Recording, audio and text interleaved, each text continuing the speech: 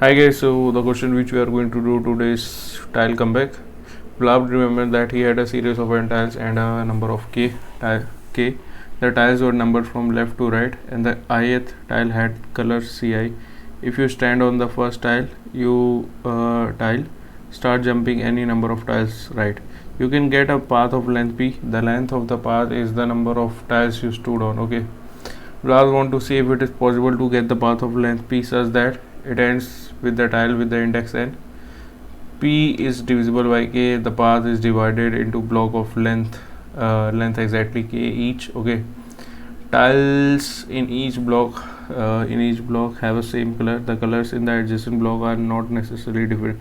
For example, n is equal to 14, k is 3. Okay, I mean this is the example you can see. So what the question is saying, we have given n tiles, each tile has a color. We can start from tile 1 and we must end with the tile n. Okay, we can jump forward any number of times, any number of steps. I mean, we are building a path by choosing some tiles. Okay, so what is the valid path? The valid path is a length which is divisible by k. If your path has p tiles, okay, p tiles, so p mod k should be equal to 0. Okay, so I mean it must be split into b blocks. Okay, I mean it must be split into blocks of size k. Okay, we have to remember that each block has same color, and like for if a block if k is equal to 3, the block of 1 should be 3. There are 3 1s, there are 3 4, there are 3 2, like that. Okay, exactly k tiles, same color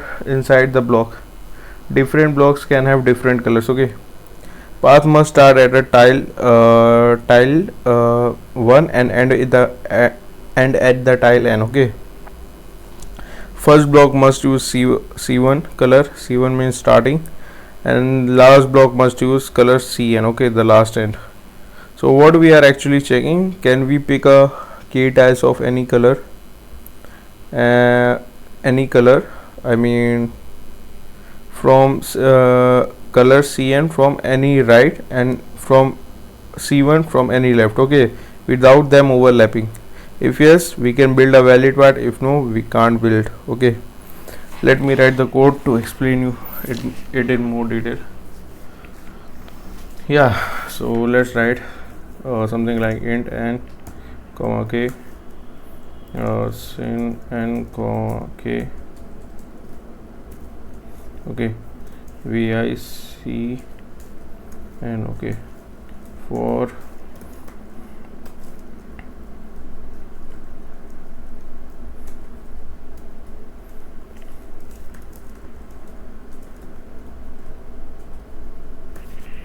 okay, we have entered the value, then there is a count. Cnt is equal to 0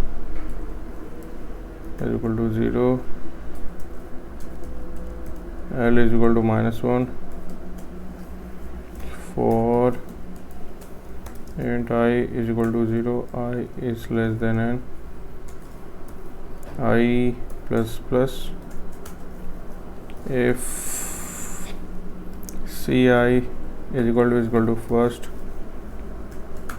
Cnt plus plus, if Cnt is equal to k, then L is equal to I and break. Okay, yeah, so then Cnt is equal to 0, int R is equal to -1, and for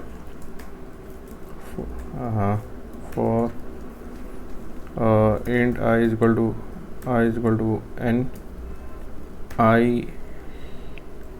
int I is equal to, should be not like that, n minus 1, I greater than equal to 0, and yeah, I minus.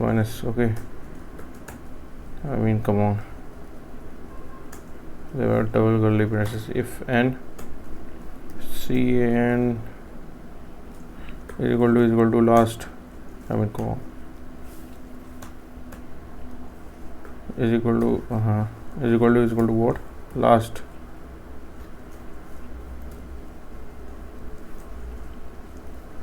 Okay, so Cnt will increment, and if CNT is equal to K, then R is equal to I, comma break. Okay,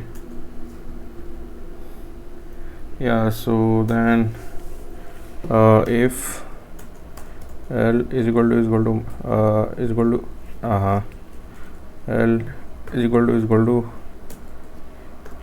-1, else if R is equal to -1,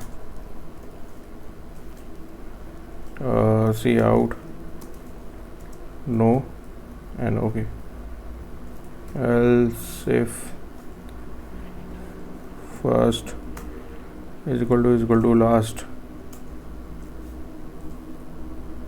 okay, then C out yes, okay, then else if R is less than L is less than R, then C out yes, okay, I mean yeah, yes, and else C out no, okay. So yeah, that's it. Let's run the code. C document, I mean C code. Come on guys. Yeah, let's execute this code. So yeah, there are multiple errors. Let's check it out. First, what we haven't done, we haven't declared first and last variables. Okay, that's quite ironic. In first is equal to C0, I mean then last is equal to Cn-1. okay,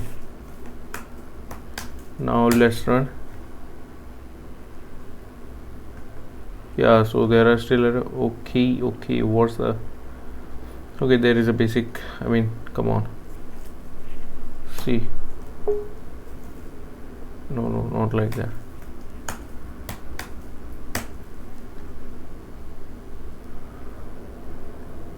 So yeah, there are more errors, I mean wow. See, okay, then yeah, I think that's sufficient.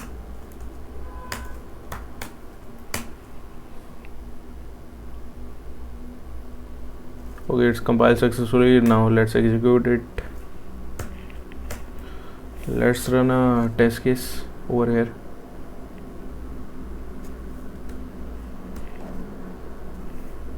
I mean yeah, so yeah guys, it's working fine. As you can see, all the test cases are correct. I know that, I have seen. So yeah guys, that's it for now. If you have any doubt, I mean write down in the comment section. I will definitely try to reply it. Yeah, so yeah, that's it. Thank you for watching it.